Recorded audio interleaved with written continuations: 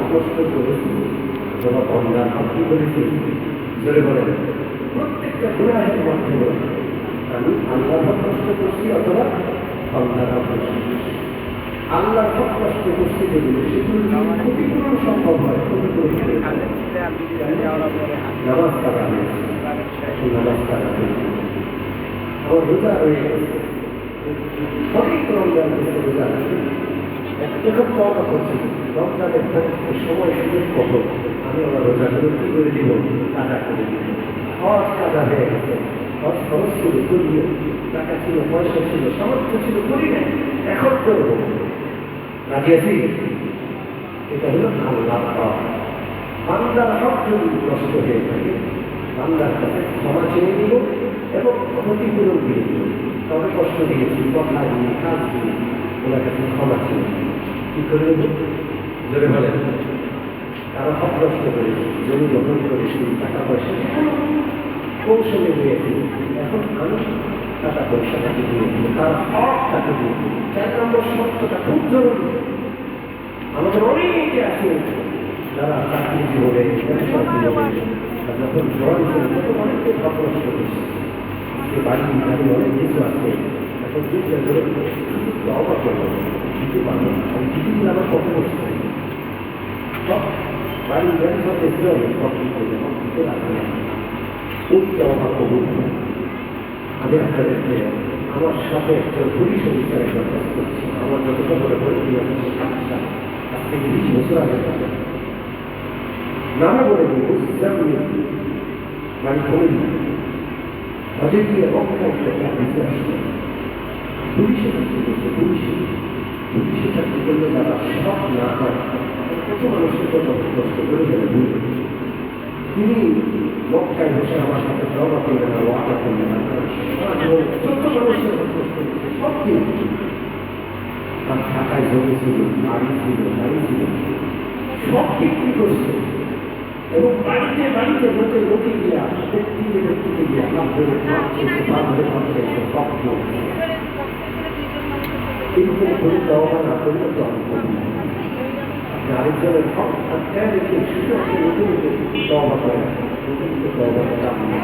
কত সত্য, জোরে বলেন। এই 4টা সত্য পূরণ করে তওবা করা এক নম্বর পূরণ করতে হবে। যে গুনাহটা তওবা হচ্ছে ভবিষ্যতে করবো না, এই মরণে আল্লাহকে ওয়াদা দিব, প্রতিজ্ঞা করব। 4 নম্বর যে গুনাহের দ্বারা আল্লাহ হক নষ্ট হয়েছে, বান্দার হক নষ্ট হয়েছে, সেগুলো ক্ষতিপূরণ করবে। রাজি আছেন ইনশাআল্লাহ?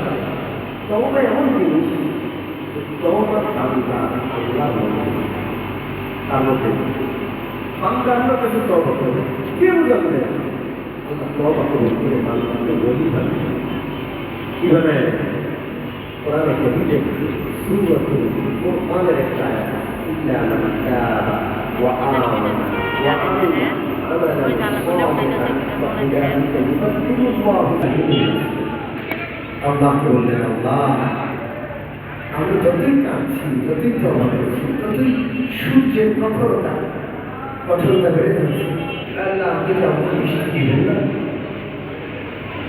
তখন আল্লাহ তাআলা মূসাকে ওহী পাঠালেন, মূসা এই 40,000 বা 70,000 আমার বান্দা বান্দী এখানে আছে, ওদের মধ্যে মাত্র একজন লোক আছে, ওই লোকটা এত অপরাধী যে 70 বছর তার বয়স, কোনদিন আমাকে ডাকে নাই, ও এই মজলিসেই আছে, ওর কারণে তোমাদের তওবা কবুল হচ্ছে না, তোমাদেরকে বৃষ্টি দেওয়া হচ্ছে না, ওর এখান থেকে উঠে দিতে বলো, ও এখান থেকে চলে গেলে তোমাদের তওবা কবুল হবে এবং সাথে সাথে তোমাদেরকে বৃষ্টি বর্ষণ করা হবে।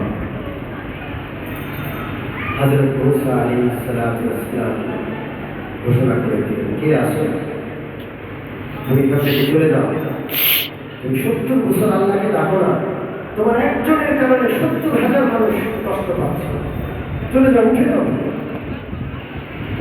এখন নবী তো নবী কথা ঘোষণা করলেন, ওই অপরাধী কিন্তু এখানে আছে, সে চাদর গায়ে দিয়ে আছিল, আস্তে করে চাদরটা মুখের উপর দিল আর বলল, আল্লাহ আপনাকে ডাকিলে আপনি তো আমাকে করবেন, আজকে আজকে আমি যদি দাঁড়াই আমার মান সম্মান সব ভবিষ্যৎ আমি আপনার কাছে এখনই ক্ষমা চাচ্ছি, আপনি আমাকে মাফ করুন, আপনি আমাকে মাফ করুন। এই লোকটা মনে মনে তওবা করার সাথে সাথে আসমানের মেঘ দিয়ে ভরে গেল, একেবারে মুষলধারে বৃষ্টি হচ্ছে,